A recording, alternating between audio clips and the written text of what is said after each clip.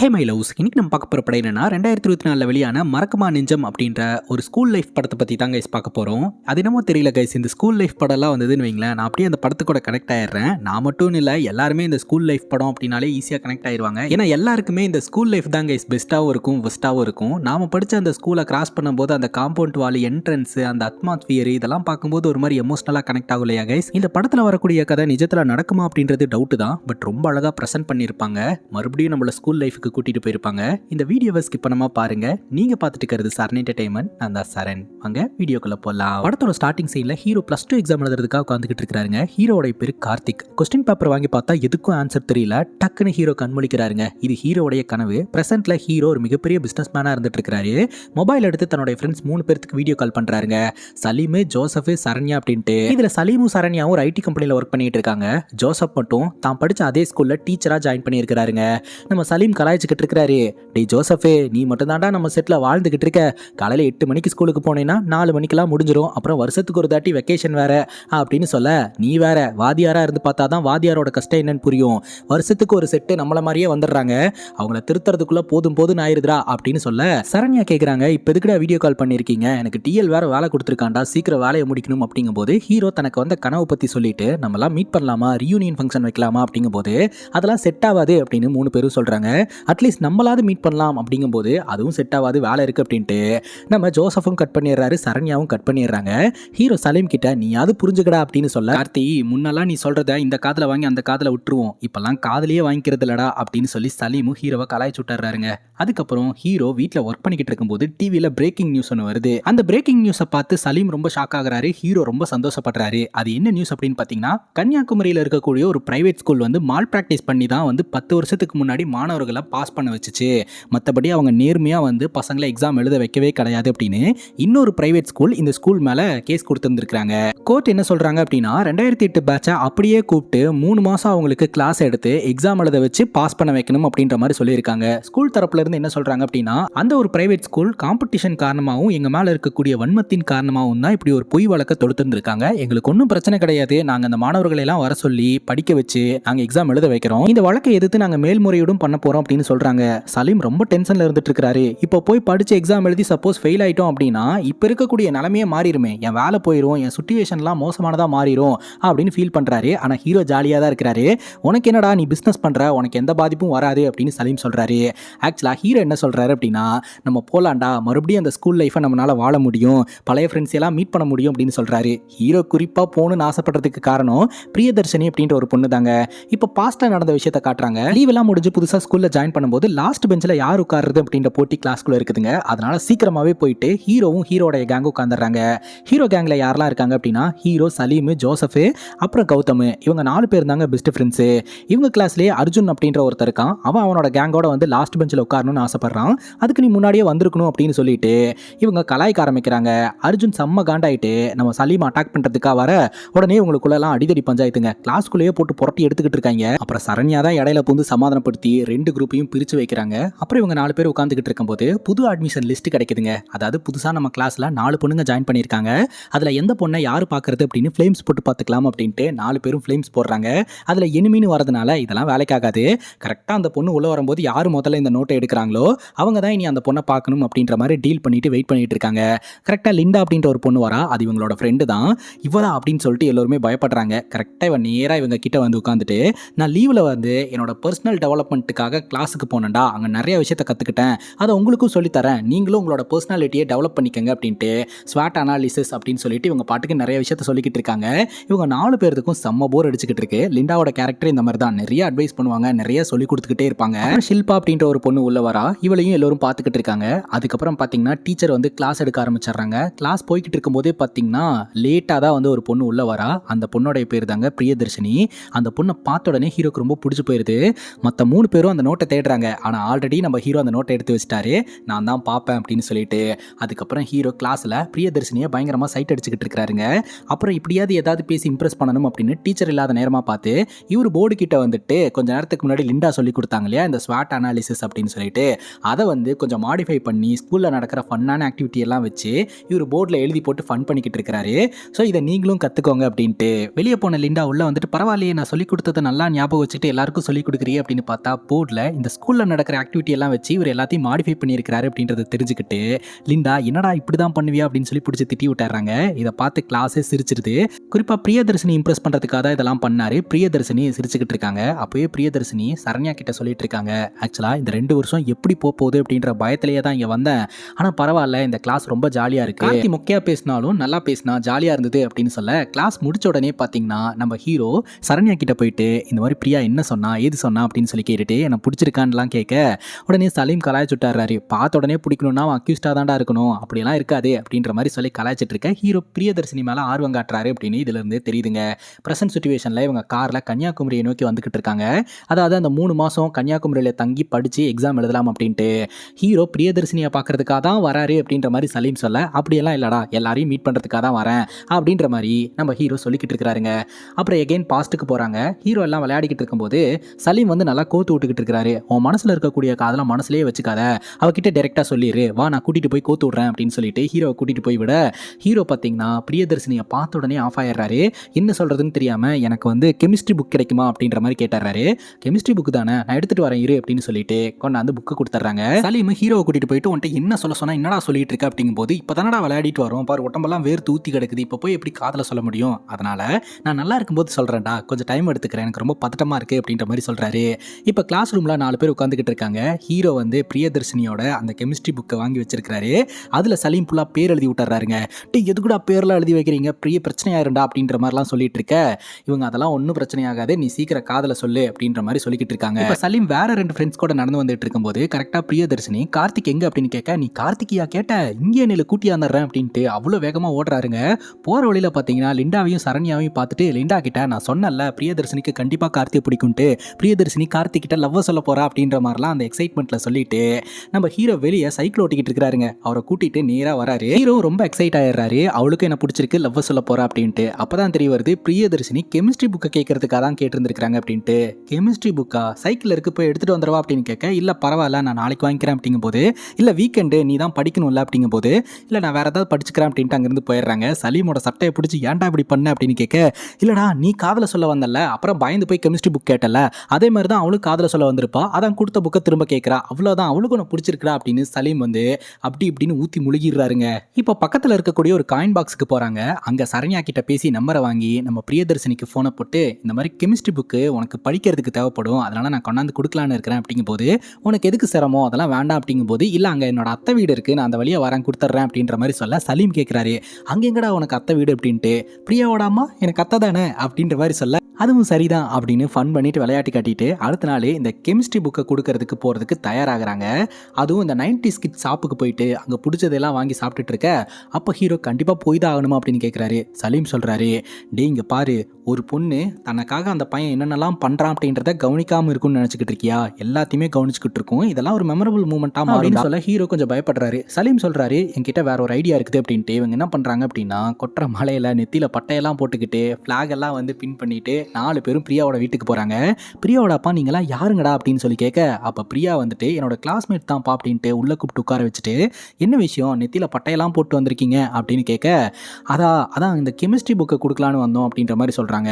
Chemistry book ரொம்ப வெயிட்டோ 4 பேர் சேர்ந்து தூக்கிட்டு வந்திருக்கீங்க, சரி கொடுங்க அப்படின்ற மாதிரி கேட்க உடனே அந்த கெமிஸ்ட்ரி புக்கை கொடுத்துட்டு இவங்க 4 பேருமே வந்து வீட்டை விட்டு வெளியே வராங்க. அப்படி வெளியே வரும்போது பார்த்தீங்கன்னா என்னடா இப்படி மழை பெஞ்சுக்கிட்டு இருக்கு, எப்படிடா போகிறது அப்படின்ட்டு அங்கேயே வந்து நின்றுக்கிறாங்க.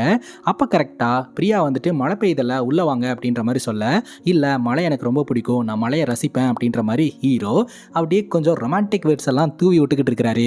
உனக்கு மழை பிடிக்குமா அப்படின்னு கேட்க அங்கே தான் பிரியா பல்பு கொடுத்துட்றாங்க. எனக்கு மழை சுத்தமாக பிடிக்காது, மழை பெஞ்சுனா தண்ணி தேங்கும், சாக்கடை நிரம்பி வெளியே வரும், ஸ்மெல்லு வரும் அப்படின்னு சொல்லி மலையோட இன்னொரு சைடை வந்து சொல்லிக்கிட்டு இருக்காங்க. என்னடா இது அப்படின்னு ஹீரோ ரொம்ப ஃபீல் பண்ணுறாரு. அப்பவும் சலீம் பார்த்தீங்கன்னா, டீ நீங்கள் 2 பேரும் வேறு வேறு துருவண்டா, அப்போ தாண்டா அட்ராக்ட் ஆக முடியும், அதை தாண்டா அவள் இன்டெரக்டாக சொல்கிறா, அவளுக்கு நான் பிடிச்சிருக்குடா அப்படின்னு மோட்டிவேட் பண்ணி விட்டுக்கிட்டு இருக்கிறாருங்க. ஒரு லவ் லெட்டர் ஒன்று ரெடி பண்ணி வச்சிருக்காருங்க. சீக்கிரமாக பிரியதர்ஷினி கிட்ட அந்த லெட்டரை கொடுத்து தன்னோட காதலை வெளிப்படுத்திடலாம் அப்படின்ட்டு. இந்த சுச்சுவேஷனில் மேக்ஸ் டீச்சர் கிளாஸ் எடுத்துகிட்டு இருக்கும்போது பிடி மாஸ்டர் சர்க்குலர் அப்படின்னு சொல்லிட்டு கொண்டாந்து கொடுக்குறாரு. என்ன போட்டிருப்பாங்க அப்படின்னா ஆனுவல் டே ஃபங்க்ஷன் வரப்போகுது, ஸோ நீங்கள் நினச்ச மாதிரி செலிப்ரேட் பண்ணலாம், பட் எல்லாமே டிசிப்ளினாக நடக்கணும் அப்படின்றதுக்காக பிடி மாஸ்டர் தான் வந்து பாதுகாப்பு தர போகிறாரு அப்படின்ற மாதிரி போட்டிருக்கு. பிடி மாஸ்டரும் மேக்ஸ் மாஸ்டரும் பார்த்தீங்கன்னா லவ் பண்ணி கல்யாணம் பண்ணிக்கிட்டாங்க.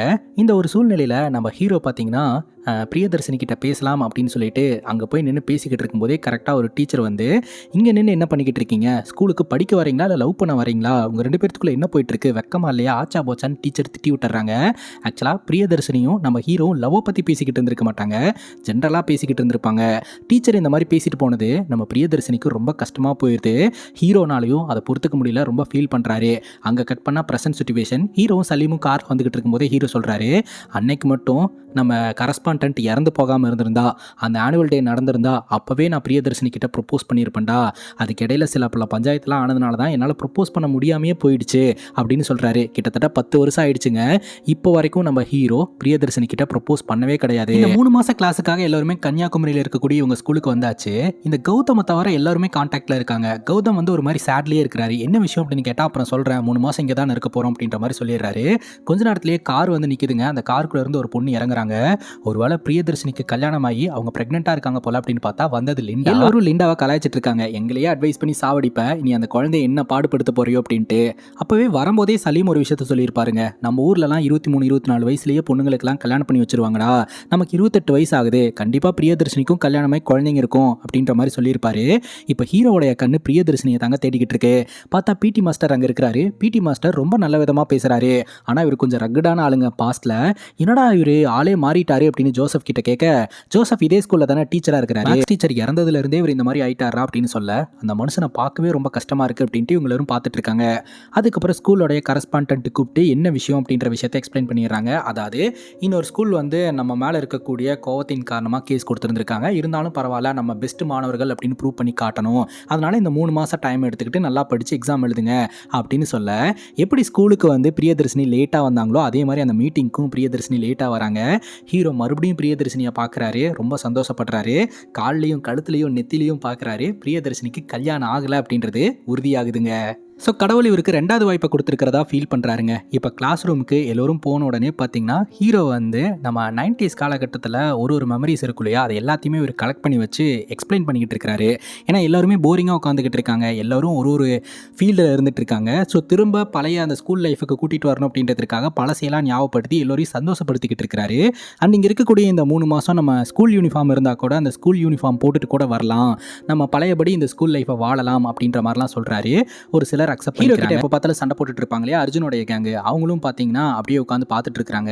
ஸோ ராத்திரி பார்த்தீங்கன்னா ஹீரோவும் ஹீரோடைய ஃப்ரெண்ட்ஸும் நேராக பிடி மாஸ்டரோட வீட்டுக்கு போகிறாங்க. என்னப்பா எல்லாரும் வீட்டுக்கு வந்திருக்கீங்க, சரி வாங்க சாப்பிட்லாமா, டின்னர் ரெடி பண்ணி சாப்பிடலாம், ஒரு அளவுக்கு தான் சமைக்க தெரியும், என்ன இந்நேரம் ஜெனிஃபர் இருந்தாங்க அப்படின்னா உங்களுக்கு வாய்க்கு ருசியாக சமைச்சு போட்டு வந்திருப்பாங்க அப்படின்னு அந்த மேக்ஸ் டீச்சரை பற்றி தான் சொல்லிக்கிட்டு இருக்காரு.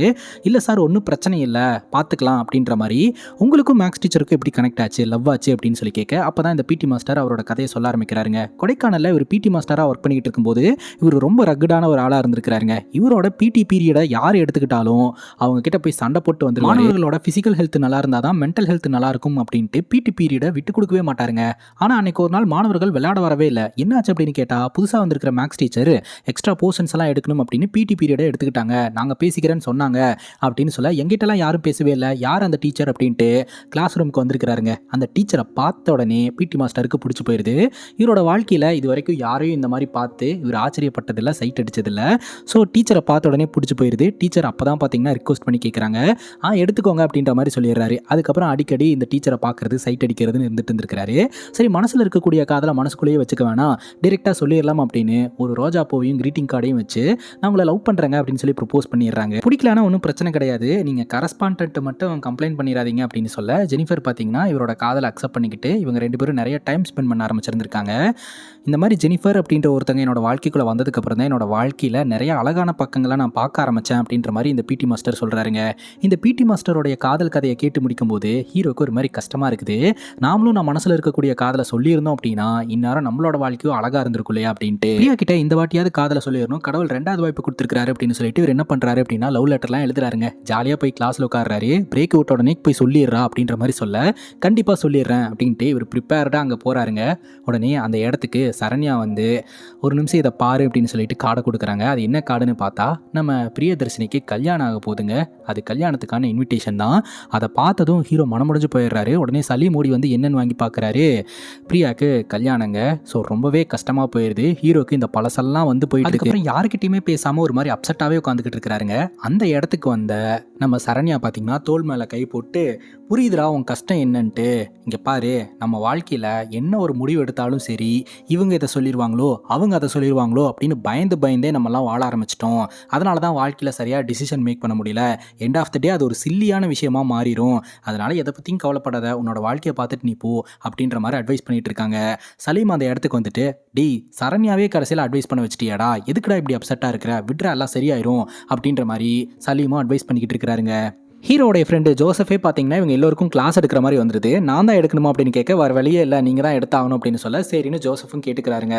இப்போ கிளாஸில் பார்த்தீங்கன்னா வழக்கம் போல் இந்த அர்ஜுனோட கேங்குக்கும் ஹீரோடைய கேங்குக்கும் சண்டை வர ஆரம்பிக்குது. இத்தனை வருஷத்துக்கு அப்புறம் கூட நம்ம கௌதமை பார்த்தீங்கன்னா குண்டா அப்படின்னு சொல்லி கலாய்க்க, நீ எப்படா குண்டான்னு சொல்லலாம் அப்படின்ற மாதிரி சலீம் பஞ்சாயத்துக்கு போக உள்ளுக்குள்ளே ஒரு பெரிய பிரச்சனை நடக்குது. ஒரு கட்டத்துக்கு மேலே ஹீரோ போயிட்டு, இப்போ என்னடா அர்ஜுன் உனக்கு பிரச்சனை, அப்பவும் அடிச்சுக்கிட்டு இருந்தோம் இப்பவும் அடிச்சுக்கிட்டு இருந்தோம், இப்போ என்ன உனக்கு என்ன அடிக்கணும் அவ்வளோதானே, எல்லாத்தோட சார்பாகவும் என்ன அடிச்சுக்க அப்படின்ற மாதிரி சொல்ல, அர்ஜுன் அப்படியே பார்த்துக்கிட்டு இருக்கிறாரு. டக்குன்னு ஹீரோ ஹக் பண்ணிக்கிறாரு. இங்கே வரும்போது என்னென்னலாம் நடக்க போகுது அப்படின்னு சொல்லிட்டு நான் பயந்து போயிருந்தேன். வரதுக்கே ஃபஸ்ட்டு இன்ட்ரெஸ்ட்டே இல்லை. பட் இங்கே வந்ததுக்கப்புறம் பழசெல்லாம் ஞாபகப்படுத்தி நீ நல்லபடியாக பேசின, எல்லாருமே வந்து ஹாப்பியாக வச்சுக்கிட்ட, இனிமேல் நமக்கு எதுக்குடா சண்டை, எல்லாரும் ஒன்றா இருக்கலாம் அப்படின்ற மாதிரி சொல்லி எல்லோரும் சமாதானமாக போயிடுறாங்க. அப்போ தான் பார்த்தீங்கன்னா சர்க்குலர் வருது, இந்த வருஷம் ஆனுவல் டே ஃபங்க்ஷன் வரப்போகுது அப்படின்ட்டு. ஆனால் இந்த ஆனுவல் டே ஃபங்க்ஷனில் பார்த்தீங்கன்னா இந்த சீனியர்ஸ் இவங்கெல்லாம் இருக்காங்க இல்லையா, இவங்க வந்து பார்ட்டிசிபேட்லாம் பண்ண முடியாது, வேடிக்கை மட்டும் பார்த்துக்கலாம் அப்படின்ற மாதிரி சொல்லிடுறாங்க. உடனே நம்ம ஜோசப் கிட்ட பேசி, நீ போய் பேசு, மேனேஜ்மெண்ட் கிட்ட பேசு, ஏன்னா நமக்கு ஆனுவல் டே நடக்கும்போது கரஸ்பாண்டன்ட் இறந்துட்டாங்க அப்படின்ட்டு ஆனுவல் டேவே வைக்கல, அதனால் இந்த வாட்டியாவது கலந்துக்கலாம் அப்படின்ற மாதிரி கேட்க, உடனே போய் இவங்க ரிக்வஸ்ட் பண்ணுறாங்க. இந்த ரிக்வஸ்ட்டை பார்த்தீங்கன்னா மேனேஜ்மெண்ட்டும் அக்செப்ட் பண்ணி நீங்களும் பார்ட்டிசிபேட் பண்ணலாம் அப்படின்ற மாதிரி சொல்லிடுறாங்க. இவங்க எல்லோருமே பார்த்தீங்கன்னா அதுக்காக ப்ரிப்பரேஷன்லாம் பண்ண ஆரம்பிக்கிறாங்க. அப்போ அர்ஜுன் சொல்கிறாரு, நீ அப்போவே ஒரு ட்ராமா பண்ணலான்னு சொல்லி பிளான் பண்ணியிருந்தல, அந்த ட்ராமா ஸ்கிரிப்ட் இருந்துச்சுன்னா சொல்லு, நம்ம இப்போ பண்ணலாம் அப்படின்ற மாதிரி சொல்ல, ஹீரோ என்கிட்ட இருக்குது அப்படின்ட்டு அந்த ஸ்கிரிப்டை எக்ஸ்பிளைன் பண்ணிக்கிட்டு இருக்கிறாருங்க. அந்த ஸ்கிரிப்டில் சில சேஞ்சஸ் எல்லாம் கூட பண்ணியிருக்கிறாரு. 10 வருஷமாக பார்த்தீங்கன்னா தலைவன் தலைவி கிட்ட காதலை சொல்லவே இல்லை அப்படிங்கும்போது ஜூனியர் பையன், அது எப்படி நான் 10 வருஷம் வந்து சொல்லாமல் இருக்க முடியும் அப்படின்ற மாதிரி சொல்ல, ஆமாண்டா இங்கே சில பேர் காதல் சொல்கிறதுக்கு துப்பு இல்லைன்னு சொல்லிட்டு இப்படி தாண்டா பண்ணிக்கிட்டு இருப்பாங்க அப்படின்னு சலீமும் கலாய்ச்சிக்கிட்டு இருக்கிறாருங்க. அப்படியே தொடர்ந்து இவங்க ப்ராக்டிஸ் எல்லாம் பண்ண ஆரம்பிக்கிறாங்க. அப்போ சரண்யா பார்த்தீங்கன்னா ஹீரோவை கூப்பிட்டு, உங்ககிட்ட ஒன்று சொல்லணுண்டா அப்படின்ற மாதிரி சொல்கிறாங்க. என்ன விஷயம் அப்படின்னு கேட்க, நான் உன்னை லவ் பண்ணேன் அப்படின்ற மாதிரி சொல்கிறாங்க. எது புரியல அப்படிங்கும் போது, ஆமாம் ஸ்கூல் டைமில் நான் உன்னை லவ் பண்ணேன், பட் உன்னோட இன்ட்ரெஸ்ட் ஃபுல்லாக வந்து பிரியா மேலே இருந்ததுனால நான் பெருசாக கேர் பண்ணிக்க கிடையாது. அதுக்கப்புறம் இப்போ நான் வந்து ஒரு பையனை லவ் பண்ணிக்கிட்டு தான் இருக்கிறேன். பட் என்னுடைய முதல் காதலை சொல்ல முடியாமல் என் மனசுக்குள்ளே வச்சுட்டு இருந்தேன். அது உங்ககிட்ட சொல்லிடணும் அப்படின்னு நினச்சேன், மற்றபடி ஒன்றும் இல்லை, அவ்வளோதான் அப்படின்ற மாதிரி சொல்லிடுறாங்க. அப்போ நம்ம ஹீரோட மைண்டில் மறுபடியும் ஓடுது, ஓகே அவள் மனசில் இருக்கக்கூடிய பாரத்தை என்கிட்ட சொல்லிட்டா, பட் நான் மட்டும் இன்னும் அந்த காதலை சொல்லாமையே இருக்கனே அப்படின்னு அது ஓடிக்கிட்டே இருக்குது. இப்போ நம்ம கௌதம் இருக்கிறார் இல்லையா, அவர் ஸ்டேஜ் பெர்ஃபார்மன்ஸ் பண்ண போறாரு, டான்ஸ் ஆட போறாரு, காஸ்டியூம்ஸ் எல்லாம் எடுக்கலாம் அப்படின்னு ரூமுக்கு வந்தா லோக்கி அப்படின்ற பையன் உள்ள உட்காந்து அழுதுகிட்டு இருக்கான். என்னடா ஆச்சு அப்படின்னு கேட்க, காவியா அப்படின்ற ஒரு பொண்ணை நான் லவ் பண்றேன்னா, அவகிட்ட இன்னைக்கு காதலை சொல்லிடலான்னு பிளான் பண்ணியிருந்தேன், ஆனால் அதுக்குள்ள காவியோட அப்பா அம்மாக்கு டிரான்ஸ்ஃபர் ஆர்டர் வந்துருச்சு, இன்னைக்கு ராத்திரி ட்ரெயின்னா காதலை சொல்ல முடியாமே போயிடும் அப்படின்ற மாதிரி சொல்ல, சரி இரு வரேன் அப்படின்னு சொல்லிட்டு இவர் அந்த ஸ்டேஜ் பெர்ஃபார்மன்ஸில் கலந்துக்கிறதுக்காக போறாரு. ஸ்டேஜில் பயங்கரமாக டான்ஸ் ஆடிக்கிட்டு இருக்கிறாருங்க. ஹீரோடைய கேங்கு அப்படியே பார்த்து பயங்கரமாக ஷாக் ஆயிடுறாங்க. குண்டனுக்குள்ள இவ்வளோ திறமை இருக்கா அப்படின்னு சொல்லிட்டு அவரும் பார்த்தீங்கன்னா பயங்கரமாக டான்ஸ் ஆடிட்டு கீழே இறங்கி வராரு. எப்படி அவனால் இவ்வளோ நல்லா ஆட முடிஞ்சது அப்படின்னு கேட்க, அப்போ தான் வந்து கௌதம் சொல்கிறாரு, ஆமாம் பேரண்ட்ஸும் சரி ஃப்ரெண்ட்ஸும் சரி எல்லோருமே நான் குண்டுன்னு சொல்லி மட்டம் தட்டிக்கிட்டே இருந்தீங்க, என்ன ஒருத்தி என்கிட்ட திறமை இருக்குது அப்படின்னு சொல்லி மோட்டிவேட் பண்ணா, அவள் தான் ஷில்பா என்னோட மனைவி அப்படின்னு சொல்ல, அட பாவி ஷில்பா உன்னோட மனைவியா, 2 பேரும் கல்யாணம் பண்ணிக்கிட்டீங்களா, ஏன் சொல்லவே இல்லை அப்படின்னு சொல்ல, அப்புறம் ஷில்பா சொல்கிறாங்க, வரும்போதே வந்து சொல்லலாம்னு நினச்சோம், சொன்னால் வந்து நீங்களாம் கலாய்ப்பீங்க அப்படின்னு சொல்லிட்டு தான் அப்புறம் சொல்லிக்கலான்னு வெயிட் பண்ணோம் அப்படின்ற மாதிரி சொல்ல, பரவாயில்லடா அப்படின்ற மாதிரி சொல்லிக்கிட்டு இருக்க. கரெக்டாக அந்த பையனை, நீ வா அந்த பொண்ணுக்கு எத்தனை மணிக்கு ட்ரெயின், வா உடனே ரயில்வே ஸ்டேஷனுக்கு போகலாம் அப்படின்ட்டு அந்த பையனை கூப்பிட்டுட்டு கௌதம் போகிறாருங்க. கௌதம் கூட சேர்ந்து ஹீரோ எல்லோருமே போகிறாங்க. ஸ்டேஜ் பெர்ஃபார்மன்ஸில் இருந்த நம்ம சலீமு அப்புறம் ஜோசஃபு எல்லோருமே இவங்க கூட ரயில்வே ஸ்டேஷனுக்கு கூடி வந்துடுறாங்க. காவியான்ற அந்த பொண்ணுக்கிட்ட போயிட்டு நம்ம லோக்கி வந்து காதலை சொல்லிடுறான். இன்னொரு பக்கம் நம்ம சலீம் கிட்ட தான் விஷயத்தை இப்போ சொல்கிறாங்க, ஷில்பாவும் நம்ம கௌதமும் லவ் பண்ணி கல்யாணம் பண்ணிக்கிட்டாங்க அப்படின்ட்டு. இது தெரியாமல் கிளாஸ் ரூமில் இருக்கும்போது ஷில்பா வந்து இன்னமும் அவங்களோட அழகை மெயின்டைன் பண்ணிகிட்டு இருக்காங்க. கட்டினா இவளை கட்டணுண்டா, இல்லாட்டி கட்டினவனோட காலில் விலகுனுண்டா அப்படின்னு சலீமெல்லாம் கமெண்ட் அடிச்சிருந்துருப்பாரு. உடனே நம்ம கௌதம் அப்படி காலை காமிச்சிக்கிட்டு இருக்கிறாரு, என்னடா இப்படி ஆயிடுச்சு அப்படின்னு சொல்லிட்டு. அப்போ தான் வந்து நம்ம கௌதம் சொல்கிறாரு, எனக்கு தோணுச்சு, அதனால் நான் டைரெக்டாக போய் ஷில்பா கிட்ட சொல்லிட்டேன் தப்போ ரைட்டோன்னு. ஷில்பாவும் என்னை அக்செப்ட் பண்ணிக்கிட்டா அப்படின்னு சொல்ல, அப்போ தான் ஷில்பாவும் சொல்கிறாங்க, ஆக்சுவலாக யார் வேணாலும் லவ் பண்ணலாம், ஆனால் சொல்கிறதுக்கு தைரியம் இருக்கணும் இல்லையா, இவன் தைரியமாக வந்து சொன்னால் இவனோட கான்ஃபிடன்ஸ் எனக்கு பிடிச்சது, அதனால் நான் அவனை ஓகே பண்ணிட்டேன் அப்படின்னு சொல்லியிருப்பாங்க. இதுவும் பார்த்தீங்கன்னா ஹீரோட மைண்டில் ஓடிக்கிட்டு இருக்கு. கரெக்டாக லோக்கி வரான். லோக்கி வந்து நான் காதலை சொல்லிட்டேன், அவன் நோ சொல்லிட்டா அப்படின்னு சொல்ல, நோ சொல்லிட்டா அப்படின்னு சொல்லி நீ என்னடா சந்தோஷமாக இருக்க அப்படிங்கும்போது, ஆமாண்ணா எனக்கு பிடிச்ச மாதிரி அவளுக்கும் பிடிக்கணும்ல, அவளுக்கு இப்போதைக்கு ஐடியா இல்லை, அவளுக்கு நிறையா படிக்கணும் ட்ரீம் எல்லாம் இருக்குன்னு சொன்னால் நானும் ஓகே சொல்லிட்டு வந்துட்டேன், ஃபோர்ஸ் எல்லாம் பண்ண முடியாதுலண்ணா, எண்ட் ஆஃப் த டே என் மனசில் இருக்கக்கூடிய காதலை சொல்லிட்டேன் அப்படின்ற அந்த ஒரு சாட்டிஸ்ஃபேக்ஷன் இருக்குது அப்படின்ற மாதிரி இவன் சொல்கிறான். இது எல்லாமே ஹீரோ ட்ரிகர் பண்ணுது. ஹீரோ ஒரு மாதிரி அழுவ ஆரம்பிச்சிடுறாரு. நான் மட்டும்தான்டா இன்னும் காதலை சொல்லாமல் இருக்கிறேன், எனக்கு அது ஒரு மாதிரி பாரமாக இருக்குடா அப்படின்ற மாதிரி சொல்கிறாரு. சரி விட்ரா, எப்படியாவது நீ காதலை சொல்கிறதுக்கான ஏற்பாட்டை நான் பண்ணுறேன் அப்படின்ற மாதிரி சலீம் சொல்கிறாருங்க. இப்போ சலீம் பார்த்தீங்கன்னா இன்னும் கொஞ்ச நாள் தான் நம்ம இருக்க போகிறோம், அதுக்கப்புறம் எக்ஸாம்ஸ் வந்துடும். எக்ஸாம் எழுதி முடிச்சதுக்கப்புறம் ஆள் அவங்க ஃபீல்டை பார்த்துட்டு போயிடுவோம், அதனால் சின்னதாக ஒரு ட்ரிப் ஒன்று போயிட்டு வரலாமா அப்படின்ற மாதிரி கேட்க, ட்ரிப்பா அப்படின்னு சொல்லிட்டு ஆரம்பத்தில் எல்லோருமே மறுக்கிறாங்க. ஒரு கட்டத்துக்கு மேலே எல்லாருக்கிட்டையுமே பேசி கன்வின்ஸ் பண்ணி இவங்க எல்லோருமே ஒரு ட்ரிப்புக்கு போகலாம் அப்படின்னு முடிவு எடுத்து ட்ராவல் பண்ண ஆரம்பிக்கிறாங்க. ஒரு ரெசார்ட்டில் போய் தங்குறாங்க. அப்போ கேம்ஸ் ஏதாவது விளையாடலாமா அப்படின்னு சொல்லி கேட்க, ட்ரூத் ஆர் டேர்லாம் வேண்டாம், வேற ஏதாவது கேம் இருந்தால் சொல்லுங்க அப்படிங்கும்போது, சரி பாட்டிலை சுத்த விட்டு அந்த பாட்டில் யார் பக்கம் பார்த்து நிற்குதோ அவங்க ஒரு கேள்வி கேட்கலாம், அதுக்கு எல்லாருமே பதில் சொல்லலாம் அப்படின்னு சொல்லிட்டு இந்த கேமை ஸ்டார்ட் பண்ணுறாங்க. ஒவ்வொருத்தவங்க ஒரு கேள்வியை கேட்டு அதுக்கான பதில் சொல்கிறாங்க. இப்போ ஹீரோ கிட்ட அந்த பாட்டில் வரும்போது ஹீரோ எந்திரிச்சு நான் மன்னிப்பு கேட்கணும்னு நினைக்கிறேன், அதுவும் கௌதம் கிட்ட அப்படின்னு சொல்லிட்டு ஹீரோ, சலீம், ஜோசப் 3 பேரும் கௌதம் கிட்ட நான் குண்டுன்னு சொன்னதுக்கு மன்னிச்சுக்கடா அப்படின்னு சொல்ல, அதெல்லாம் ஒன்றும் இல்லடா அப்படின்னு சொல்லிட்டு அவர் வந்து ஹக் பண்ணிக்கிறாரு. அப்போ சலீம் சொல்கிறாரு, உன்னை குண்டுன்னு நாங்கள் மட்டும் தான்டா சொல்லியிருக்கோம், வேற யாரையுமே சொன்ன விட்டது கிடையாது, ஏன்னா நாங்கள் உரிமையாக உன்னை குண்டுன்னு சொன்னோம், சப்பி கியூட் அப்படின்னு சொல்கிறத நாங்கள் குண்டுன்னு மாற்றி சொன்னோம் அப்படிங்கும்போது அதெல்லாம் ஒன்றும் இல்லடா அப்படின்ற மாதிரி சொல்லி அவரும் ஹக் பண்ணிக்கிறாரு. அது உண்மைதாங்க, இது வரைக்கும் யாரையுமே வந்து அவங்க குண்டுன்னு சொல்ல விட்டது கிடையாது, இவங்க மட்டும்தான் வந்து கௌதம குண்டுன்னு சொல்லி கலாய்ப்பாங்க எல்லாம் பண்ணுவாங்க. அப்போ பார்த்தீங்கன்னா ஏதாவது ஒரு விஷயத்த சொல்லணும்னு சொல்லிட்டு சொல்லாமல் விட்டுருக்கீங்களா அப்படின்ற மாதிரிலாம் கொஸ்டின்ஸ் வருது. எண்ட் ஆஃப் த டே அந்த ப்ரோக்ராம்லாம் முடிஞ்சதுக்கப்புறம் நம்ம சலீமே பார்த்தீங்கன்னா ஹீரோவையும் பிரியாவையும் மீட் பண்ண வைக்கும்போது, ஹீரோ பார்த்தீங்கன்னா தான் மனசில் இருக்கக்கூடிய காதலை லெட்டராக எழுதி அந்த லெட்டரை ஃபஸ்ட் டைம் வந்து கையில் கொடுக்குறாரு. கொடுத்த அடுத்த செகண்டே அந்த இடத்துல செலிப்ரேஷன் அப்படின்னு சொல்லிட்டு நம்ம பிரியாக்கான பர்த்டே செலிப்ரேஷன் நடந்துகிட்ருக்கு. கரெக்டாக ஃபியான்சி அந்த இடத்துக்கு வந்திருக்காரு. அதை பார்த்ததும் சலீமுக்கு ரொம்ப கஷ்டமாக இருக்குது. இங்கே வாடா கார்த்தி, ஒரு விஷயத்தை பற்றி பேசணும் அப்படின்னு தனியாக கூப்பிட்டு வந்துட்டு விட்டுரு, எதுவுமே கண்டுக்காத அப்படிங்கும்போது, இல்லை அந்த லெட்டர் அவகிட்ட இருந்து வாங்குறதுக்கு ட்ரை பண்ண வாங்க முடியல, அதாவது பெரிய பிரச்சனையாக போதுரா அப்படிங்கும்போது, என்ன பிரச்சனையாக போகுது, பிரச்சனை வந்தால் பார்த்துக்கலாம் அப்படின்னு சொல்லிக்கிட்டு இருக்கும்போதே கரெக்டாக நம்ம பிரியாவுடைய ஃபியான்சி அந்த இடத்துக்கு வராருங்க. வந்துட்டு ஆக்சுவலாக எங்கள் 2 பேர்த்துக்குள்ள ஒர்க் அவுட்டே ஆகலை, 2 பேரும் மேட்ரிமோனி சைட்டில் தான் பார்த்தோம், வீட்டில் தான் வந்து கல்யாணம் பண்ணி வைக்கிறதுக்கான ஏற்பாட்டை பண்ணுறோம், உண்மையை சொல்லணும் அப்படின்னா பிரியாவோ உங்களை 10 வருஷமாக லவ் பண்ணிக்கிட்டு இருக்கா, நீங்கள் காதலை சொல்லுவீங்க அப்படின்னு அவள் எதிர்பார்த்துக்கிட்டு இருக்கா அப்படின்னு சொல்ல, ஹீரோக்கு அவ்வளோ சந்தோஷமாக இருக்குங்க. உடனே அந்த ஃபியான்சியை ஹக் பண்ணிவிட்டு நம்ம பிரியாவை பார்க்கலான்னு போனால் பிரியா தூங்கிட்டு இருக்காங்க. அப்புறம் அடுத்த நாள் காலையில் வரைக்கும் இவருக்கு தூக்கமே வர மாட்டேது. அடுத்த நாள் காலையில் 2 பேருமே வெளியே போகிறாங்க. அப்போ ஹீரோ கேட்குறாரு, நான் உன்னை சோஷியல் மீடியாலலாம் தேடணும் தெரியுமா, நீ சோஷியல் மீடியாவில் இருக்கே அப்படின்னு கேட்க, எஸ் இருக்கேன், உன்னோட எல்லா அக்கௌண்ட்டையும் எல்லா இடத்துல வந்து ஃபாலோ பண்ணிகிட்டு இருக்கேன், ஈவன் ஃப்ரெண்டோட அக்கௌண்ட்டில் இருந்து கூட உனக்கு மெசேஜ் பண்ண, நீ நல்லா வழிஞ்ச அப்படின்ற மாதிரி சொல்லிட்டு, நீ எப்படியும் கல்யாணம் ஆகிருப்ப, இல்லை நீ கமிட்டட் ஆகிருப்ப அப்படின்னு நான் நினச்சேன், அதுக்கப்புறம் தான் தெரிஞ்சது நீ இன்னும் என் மேலே இன்ட்ரெஸ்டடாக இருக்கேன்னு அப்படின்னு பிரியா சொல்லுவாங்க. இவங்க 2 பேர்த்தோடைய காதல் உறுதியாகி இவங்க 2 பேரும் இப்போ லவ் பண்ண ஆரம்பிப்பாங்க. அப்போ பார்த்தீங்கன்னா லிண்டாக்கு திடீர்னு அந்த லேபர் பெயின் வந்துடும். உடனடியாக கஷ்டப்பட்டு ஹாஸ்பிட்டலில் கொண்டு போய் அட்மிட் பண்ணுவாங்க. அவங்களுக்கு குழந்தையும் பிறக்கும். அதுக்கப்புறம் எக்ஸாம் ஸ்டார்ட் ஆகும். எண்ட் ஆஃப் த டே இவங்க ஜாலியாக இருந்து படிக்கவே இல்லைங்க. எக்ஸாம் மட்டும் போச்சு அப்படின்னா என்னோட கெரியர் போச்சு, எல்லாமே போச்சு அப்படின்ட்டு எல்லோருமே ரொம்ப ஃபீல் பண்ண ஆரம்பிக்கிறாங்க. எக்ஸாம் எழுதி முடிச்சுட்டு வெளியே வரும்போது அப்போ தான் மீடியாக்காரங்க விஷயத்த சொல்கிறாங்க, உங்களுக்கு விஷயம் தெரியாதா, கோர்ட் வந்து இந்த எக்ஸாம்ஸ் எல்லாம் கேன்சல் பண்ணிருச்சு, ஸ்கூல் மேலே இருந்த காம்படிஷன் காரணமாக தான் வந்து அவங்க கேஸ் கொடுத்துருந்துருக்காங்க அப்படின்னு நிரூபிக்கப்பட்டிருக்கு, அதனால் அவங்களுடைய பழைய மார்க்ஸ் தான் வந்து கணக்கு அப்படின்ற மாதிரி சொல்லிடுறாங்க. இது எப்படியோ நம்ம எல்லாருமே திரும்ப மீட் பண்ணியிருக்கிறோம், இனிமேல் எல்லோருமே கனெக்டடாக இருக்கலாம் அப்படின்ட்டு எல்லோரும் சேர்ந்து ஃபோட்டோ எடுத்துக்கிறாங்க. ஹாப்பி எண்டிங்காக இந்த படம் முடியுதுங்க. இந்த படத்தை பற்றி நீங்கள் என்ன நினைக்கிறீங்க அப்படின்ற உங்களோட கருத்தை கமெண்ட் செக்ஷனில் சொல்லுங்கள். இதே மாதிரி வேற ஒரு நல்ல வீடியோவில் வந்து சந்திக்கிறேன். Love you guys, take care and cheers.